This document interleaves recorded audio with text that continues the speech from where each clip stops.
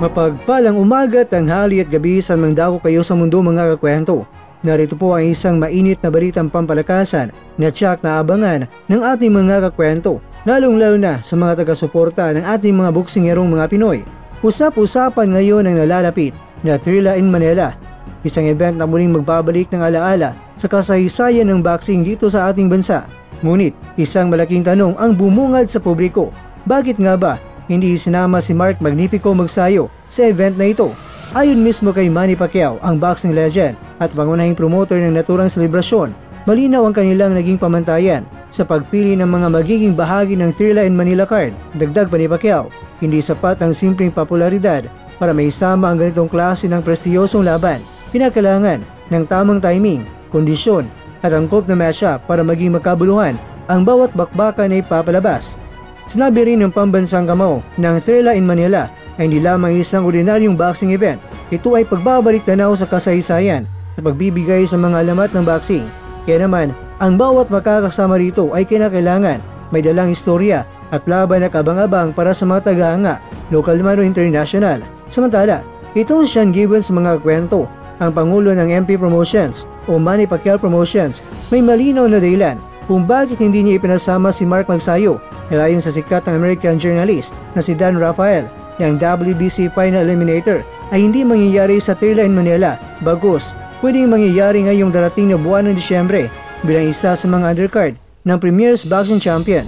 Yan ang impormasyong galing mismo kay Gibbons. Dagdag pa ni Gibbons mga kwento, itong si Magsayo isa sa mga pinaka-promising na Pinoy fighters ngayon. Sa madaling salita, hindi raw ito pagtanggi kay Magsayo bilang isang boksingero, ulit tamang pagplano lamang para sa kanyang karera. At ayon pa kay Gibbons, may malaking tiwala sila sa potensyal ni Magsayo at hindi ito nangangahulugan na hindi na siya makakabalik pa sa spotlight.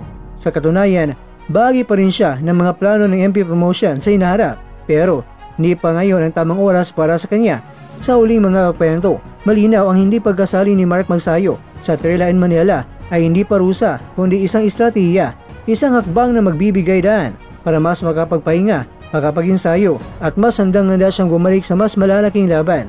Samantala, isang makasaysayang payag ang inilabas ng ating former Pinoy World Champion na si Marlon Tapales matapos ang kumpirmahin ang kanyang paglahok sa isa sa mga pinakamalaking boxing event ngayong taon, ang 50th anniversary ng Thrilla in Manila. Ayon mismo kay Tapales, siya ay lalaban sa fight card na gaganapin sa October 29 sa Smart Araneta Coliseum, ang parehong venue na nagmarka ng kasaysayan noong 1975 nang magtuos na Muhammad Ali at Joe Frazier sa tinaguriang Thrilla in Manila. Ipinahayag ni Tapales ang kanyang kasiyahan at pasasalamat sa kanyang team at kay Manny Pacquiao na siyang pangunahing nagtaguyod ng sabing event. Para kay Tapales, hindi lamang ito isang laban kundi isang pagkakataon upang maging bahagi ng makasaysayang pagdiriwang na nagbabalik tanaw sa pinakatanyag na laban sa kasaysayan sa boxing. Dagdag pa rito, ibinahagi ni Tapales na ang card ay pangungunahan ng kanyang teammate na si Melvin Jerusalem, kasalukuyang WBC World Champion, na ipagtatanggol ang kanyang titulo sa parehong gabi.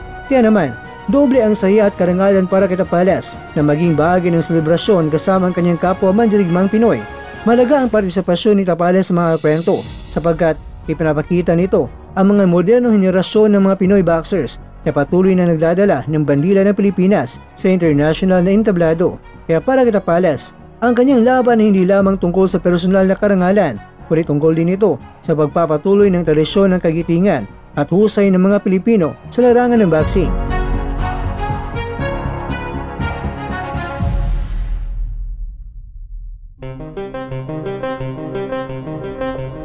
Mga kakwento, malinaw sa pahayag ni Marlon Tapales, higit pa sa isang laban ng kanyang paglahok, ito isang pamana at pagpupugay sa kasaysayan ng boxing na minsan nang itinaas ang pangalan ng Pilipinas sa buong mundo. Kaya naman, good luck sa ating mga mandirigmang mga Pilipino. Yan po ang kwentong di pa nakwento na naikwento na pala. Ako si Mr. Kwento na nagsabing, laging tandaan, sa boxing man o sa totoong buhay, hindi sukatan ng pagbagsak dahil ang mahalaga, bumabangon ka.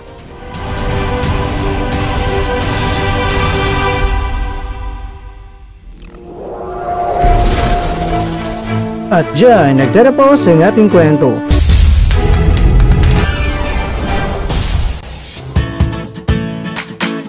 Maraming salamat mga kakwento sa inyong panonood. Pero baka naman mga kakwento ay nagustuhan niyo po ang kwento natin ngayon.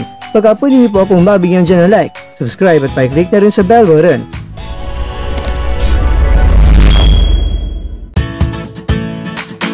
Pero bago tayo tatapos mga kwento, syempre, shoutout po muna tayo dyan sa ating mga kakwento. Kaya kwentong Fakis Storsky, kaya kwentong Raul Rojas, kaya kwentong Delightful Cardinal, at ikaw kwentong nanonood ngayon, shoutout sa iyo dyan. Bueno, lang dito na po muna ang ating kwentuhan, at abangan nyo na po ating susunod na video. At dito lang po yan sa isang channel na kung saan maaring ito'y mga kwentong di pa na kwento sa inyo.